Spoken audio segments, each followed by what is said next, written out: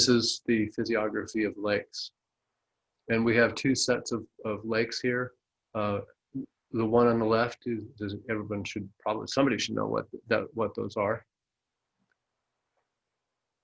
Which lakes those are. Lakes. Pardon? The Great Lakes. The Great Lakes, great. Yeah, the Great Lakes. And then the one on the right is a reservoir in Texas, I believe. And then you can also see a whole bunch of little farm ponds in that image on the right. So this shows there's some real differences. What kind of differences do you see in the shapes of the reservoir versus the natural lakes? The reservoir has like really sharp protrusions and fine. Right, and we actually call that dendritic, right? Tree-like, because it's branching out. Right, yeah. So the reservoir, why is it doing that? What's happening? Why is the water going where it's going? What's it filling? Topography, yes. What part of topography is it following?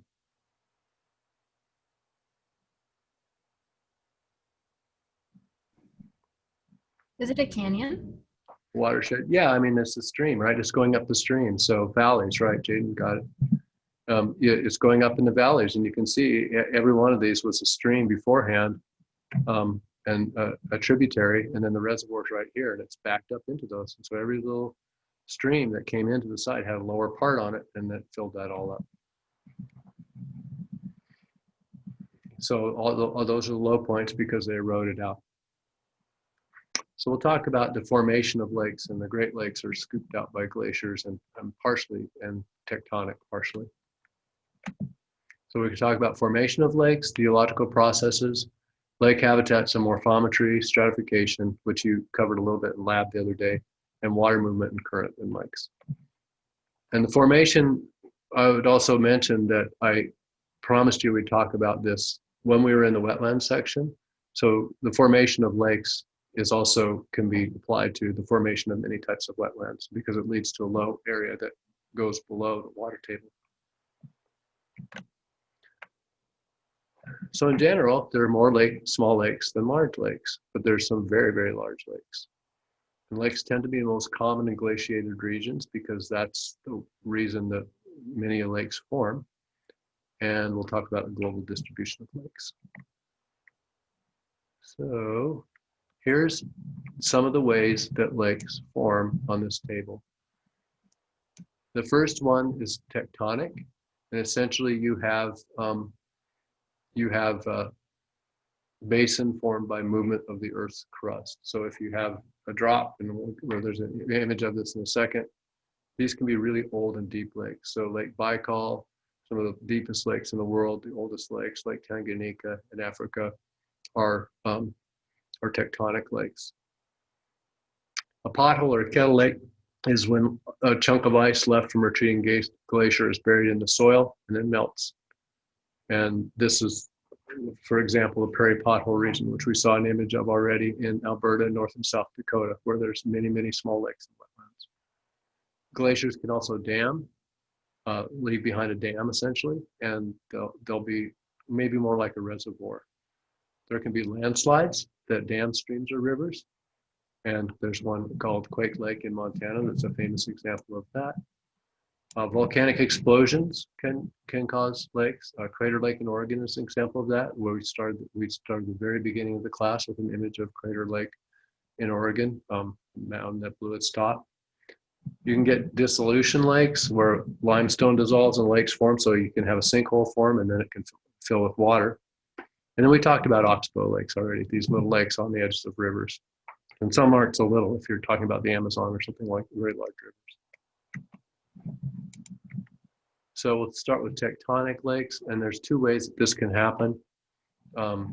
One is that a block can drop. There'll be two faults, and a block will drop, and so it lowers the level of the land, and a lake fills in there. Or if you have the pushing, so like if there's a through continental movement, plate tectonics, there's a pushing And it causes these faults, and these cracks cause these blocks to tip. And you can just imagine this: if you push against something like that, it kind of stacks up as you push it, right? And the low point can drop below the level of the groundwater, and cause a lake to form. Glacial lakes. So this is, the top is where when the glacier is active, and then the bottom is now in global warming when all the glaciers are all gone, or from the last ice age to the present time. And glaciers essentially are flowing. It's like a slow motion waterfall right here, right? And it is digging out. That's like a plunge basin of a waterfall, right? The ice is pushing down and scooping out, and then going over. This could be a pool, and this could be a riffle, right? You can just kind of equate those roughly in your mind.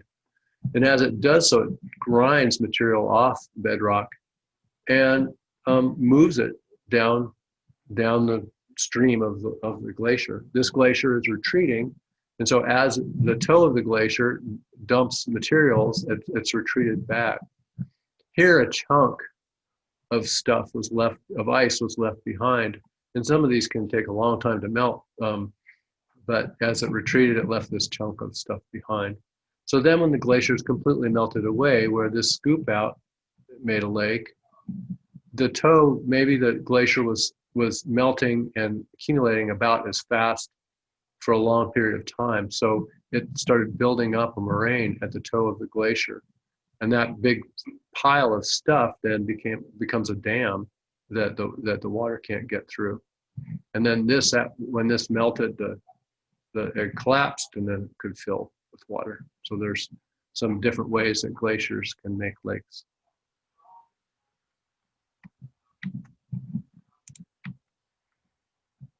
So paternoster lakes is chains of lakes in the mountains.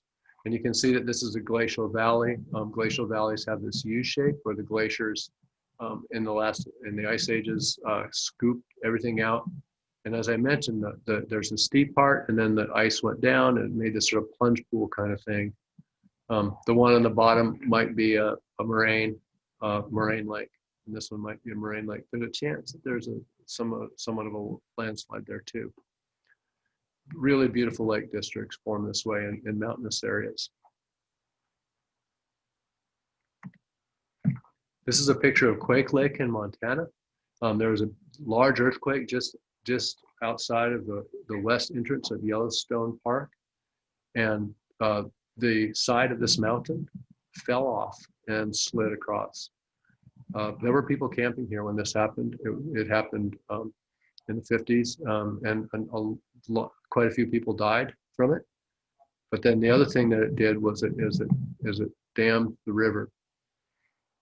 This is the Madison River, and it dammed the river, and there was a lot of worry that this lake, which filled up very quickly behind this dam, would breach the landslide.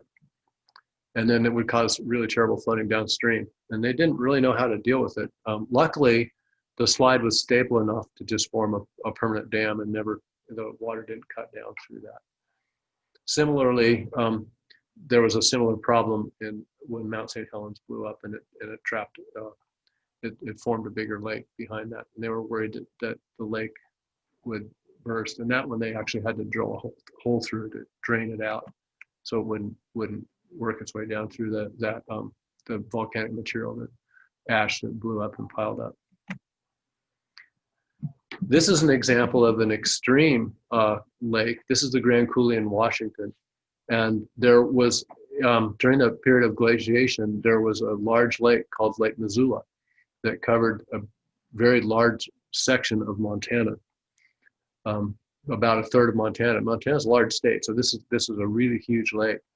And several times, as the glaciers melted and retreated, the ice dam that held that lake behind broke and allowed massive amounts of water to flood down into the Columbia River eventually.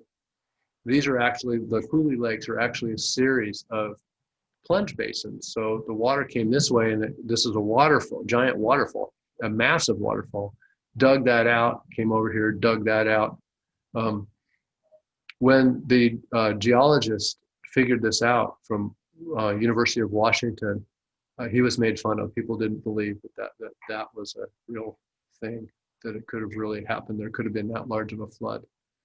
But as they went in and looked, there were some fossilized sand dunes from it. And you know that sand, when you flow water over it, makes these ripply kind of things on the bottom of a stream or river. Well, these were, 10, 20 foot high ripples. And so they could calculate the volume of the water that came out of these floods.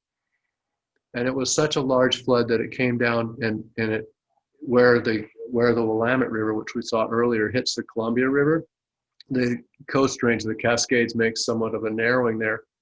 The flood backed up the Willamette River and dropped boulders the size of cars as it moved. The amazing thing is that this happened since when people were actually on the landscape, that the Native Americans had already colonized the area. So probably some of them lost their lives. If they didn't, it would have been an unbelievable flood.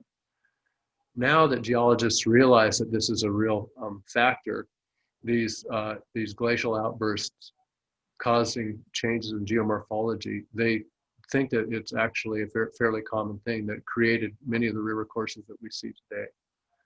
And even here, I think that there was probably a glacial outburst where the football stadium is. There was a lake there during when this area was just south of the furthest the Kansas glaciation, and the valley of the Kansas River.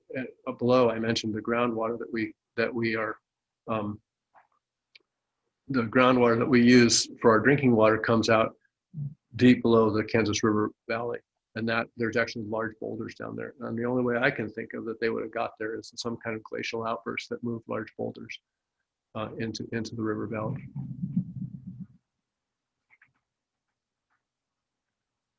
Could you have a tidal wave happen in a lake then? I mean, it was sort of a tidal wave. I mean, it was a massive. That was back when we were talking about tectonically formed lakes. I was just wondering if there's like a fault right under a lake, can it make a tidal wave? If it happens really fast, if there's an earthquake, yeah. And we'll talk about that when we get to Carbon and Lake Niles. There's a specific example where it caused some real harm, actually. Cool. So we'll get to that. But it's a great question. Most of these we're talking about are very slow movements. So you're just not, if you don't have an earthquake, if you're moving a millimeter a year, it may take you thousands and thousands of years to make a lake, but you're not going to have a big push of water all at once. Sorry, I missed that question. Okay, so here's the numbered sizes of lakes by formation type. And we have the surface area range on this axis and the total surface area globally on the y-axis here, and the total number in the class here.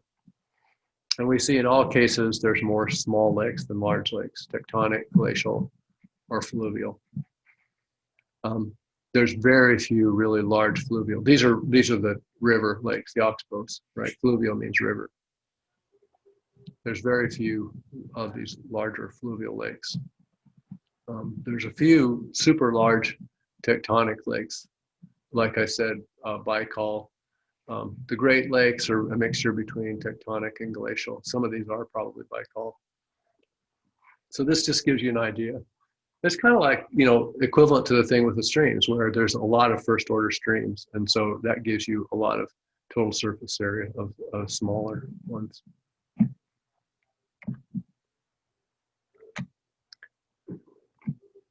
So we can see the sort of a mirror with intermittent lakes and perennial lakes, and intermittent streams and perennial streams and wetlands. It's all the same kind of thing, where the intermittent lakes tend to be in these drier areas. And this can be important. There's organisms that are adapted to living in these lakes that dry up and then re-wet.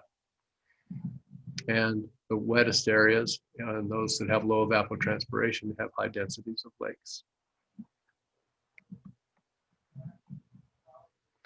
Mountainous areas can also have quite a few lakes because it follows the glaciation. So you can see a lot of lakes, glacially formed lakes along the Andes, for example, in South America, and along the Rocky Mountains and the Sierras in North America.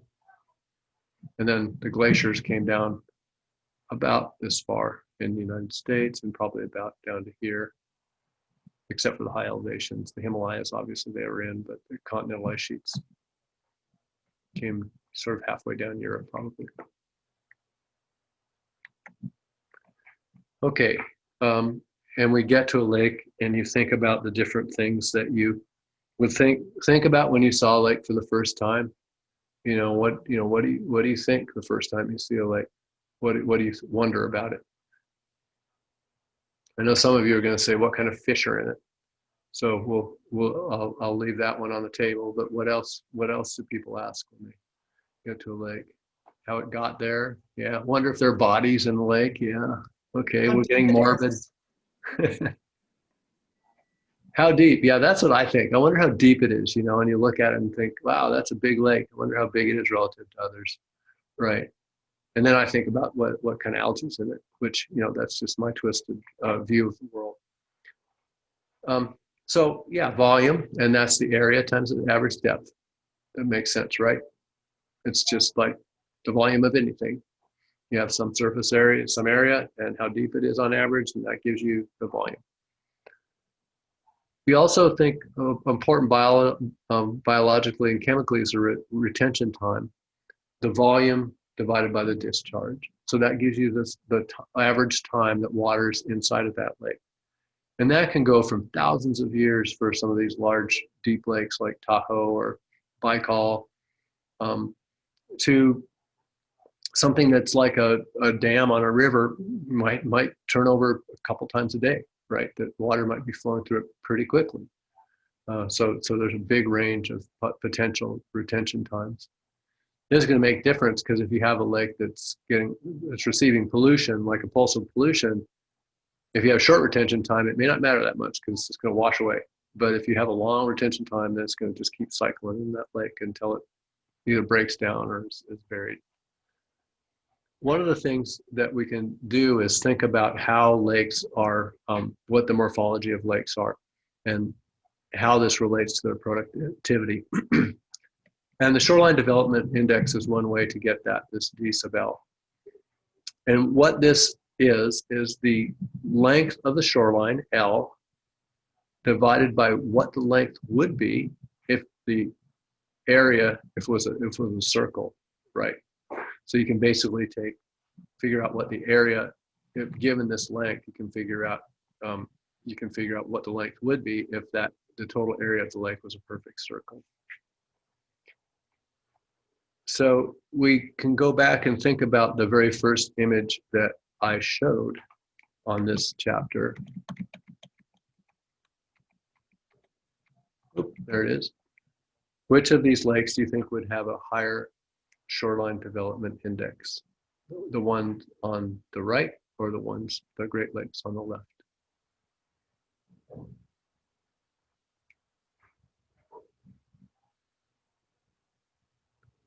So remember, if you made it a perfect circle, it's going to have the shortest, the shortest shoreline possible for the area.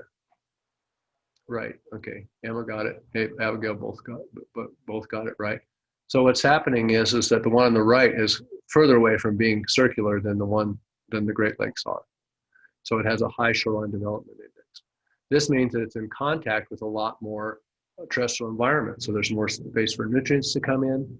It means it's probably also shallower, right? Because it's got a whole lot of edge, then edges are shallower. So it's going to be probably a more productive lake, maybe have more macrophytes in it if it's not too wavy, and a whole bunch of other biological types of things. So the way I decided that it was the one on the right is I was thinking of literally if you do the silhouette of the one on the right and that silhouette line, if you made it into a circle, it would be bigger than a circle you made with the Great Lakes. Is that the right way to think about it?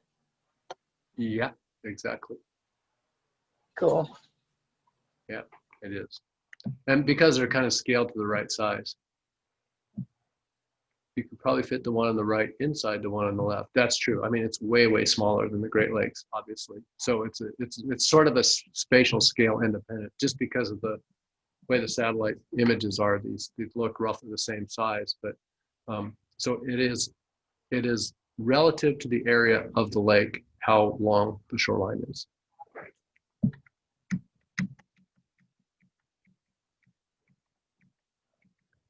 I will mention that in the quizzes, some people, when given equations, we're having trouble answering the questions. If that is you, you need to talk to either me or James or Ann and get help with the equations. So how deep is a lake? These are bathymetric maps, and again, there's a reservoir on the left in Flathead Lake, which is a mixed glacial and tectonic lake. And I mentioned the lake, glacial outburst lake and Lake Missoula. This was part of that Lake Missoula complex, but it's still there because it's pretty deep. And we can see it's 110 meters deep, right? And 10 kilometers, and not much shoreline, right? Relative to this one, which is only 18 meters deep. The deepest part of a reservoir is where? Usually? Against the dam wall. Against the dam wall, right? So this one's at 21 meters, and you can see the dam's right here, and it really drops off to the steepest part right there. Because this was the bottom of the valley that they plugged, right? That's the lowest point.